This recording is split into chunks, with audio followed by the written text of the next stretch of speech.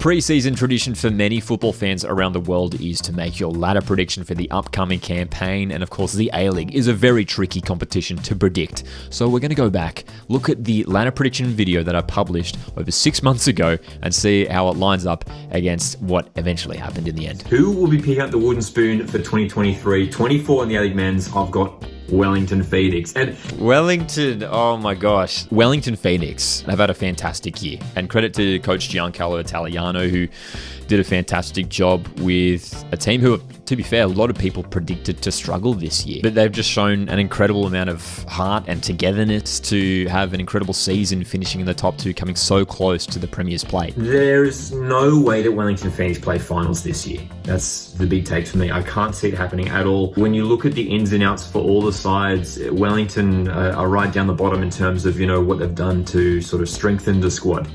And I think that was the basis of why I did call them towards to finish towards the bottom. You look at the recruitment of some of the other sides, for example, like Melbourne Victory bringing in Daniel Arzani, Daniel Pena at Western United. A lot of movement amongst some of those other clubs, especially in the bottom six from the previous season. And you look at Wellington's ins and outs, they didn't make too much movement at all. They even lost a couple key players. Looking at their squad, it looked slightly weaker from the year before. But again, Italiano should be praised for the job he's done, getting the best out of every single one of those players who, especially those players who've maybe been there for a few years now. For example, someone like Alex Rufa, the captain of the club, who has arguably been the best defensive midfielder in the league. I mean, he's taken his game to another level. So Wellington Phoenix, proving me very, very wrong. Second bottom for me is Newcastle Jets. This is one we got almost spot on. Newcastle Jets finishing 10th in the end. A side who brought in some decent young players, but, Robbie Stanton unable to get it coming together in the end.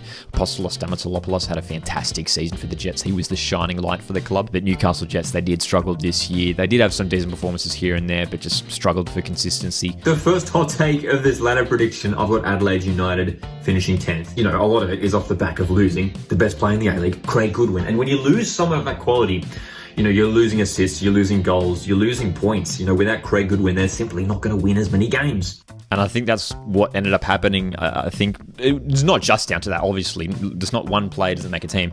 But he was so good for Adelaide over the last few years, and it was a massive departure. And Nestori Irankunda did step up and fill that void a little bit. He had a good season. But defensively, the Reds were just a little bit shaky this year, losing too many games, conceding too many goals. Almost spot on with this one. Falling into ninth place, again, I've got Perth Glory. And they're a team I did want to put higher on my ladder prediction. I think, the appointment of Alan Stajic is a fantastic appointment. Perth Glory, obviously picking up the wooden spoon, a team who I think a lot of people were optimistic about prior to the season, which often seems to be the case with Perth Glory. Pretty busy in the transfer window, some decent signings there. Adam Taggart obviously had a fantastic year, but just defensively so fragile, especially towards the end of the season, conceding so many goals. And again, as I mentioned there with Alan Stajic, he was sort of the big in for Perth Glory in the off-season. Being a Mariners fan, I know what Alan Stajic can do.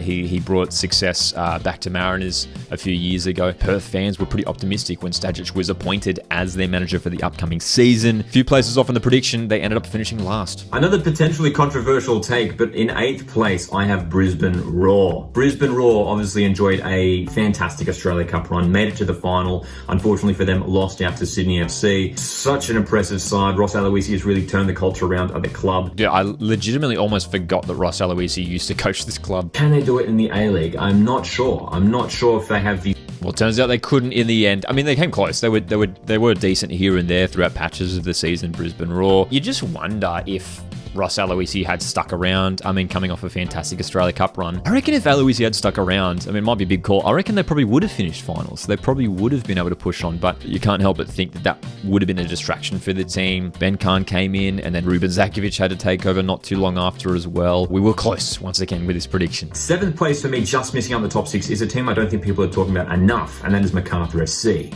The squad that they put together is seriously capable of playing finals football. And they did. And they did play finals football. I should have pushed them into the top 6. Yeah, you look at them on paper and they were an impressive side. And credit to Milos Stojoscu, who was maybe a manager that maybe some fans were questioning, his first full season in charge of an A-League men's team. And he did a great job. Fantastic job. They played really exciting counter-attacking football this year, Macarthur FC. And they did have some stumbles here and there, finishing 5th in the end. Valerie Germain had a good season, his first year in the A-League. De Villa consistent as always. they suffered a lot of injuries too. They were missing players through, the likes of Matt Miller, De Silva, a lot of these guys, missing for chunks of the season as well. So again, one of those teams who a lot of people probably predicted to finish in the bottom six once again. Picked up the wooden spoon the year prior, but they pushed all the way up as far as fifth and were in the top four for most of the campaign as well. So that was my predicted bottom six. We've got 4 out of 6 correct, which isn't too bad. I mean, the Wellington prediction is obviously way off. MacArthur only a couple places off. Just holding their place in the finals this year is Central Coast Mariners for me. My team, look, a lot of transition, so many key players leaving after that incredible championship winning season last year.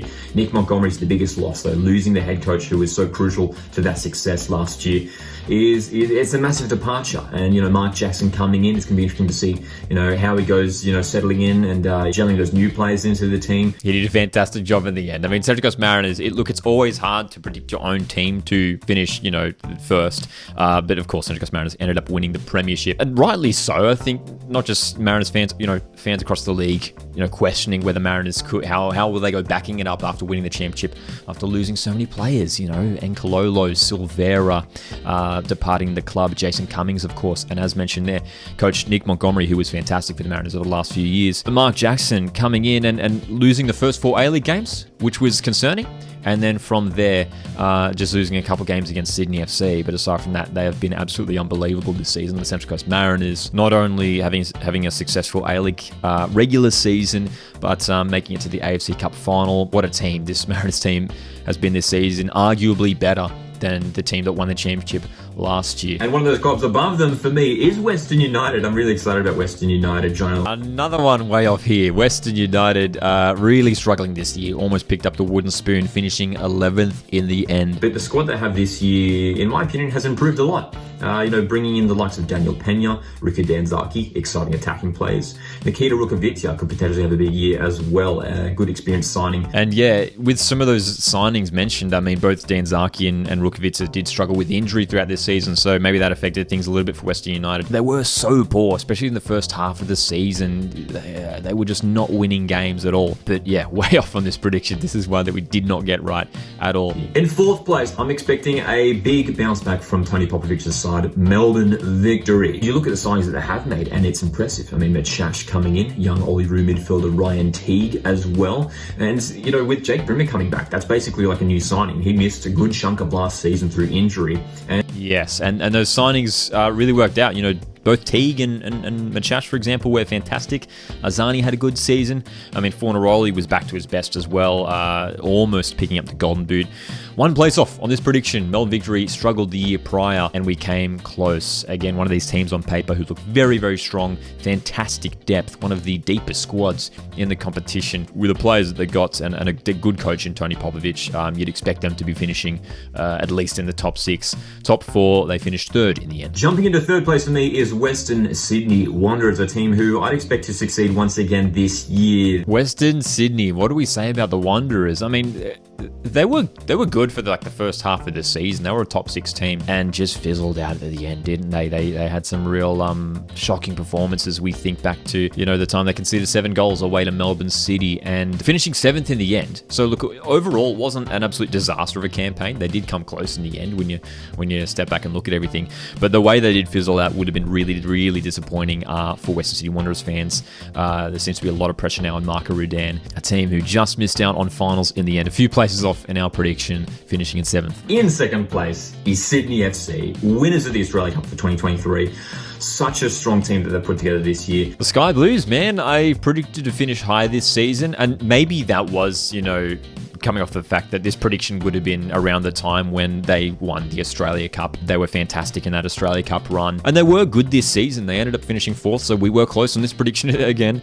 So happy with that. And that means finishing top is Melbourne City. I think City will pull through in the end. Some concerns about them. The squad, how's it shaping up for this season after so many departures? There is enough there for me to say that Melbourne City will finish top. Definitely an underwhelming season for Melbourne City, considering that they did overall have a really strong squad once again. Early on in the season, they were struggling for form. Credit to them for pulling it together in the end and just sneaking into 6th place, making it in the finals. But Melbourne City, I think if you look at the team on paper and again the depth that they had, you probably would have predicted them to finish towards the top once again, as I think many people did.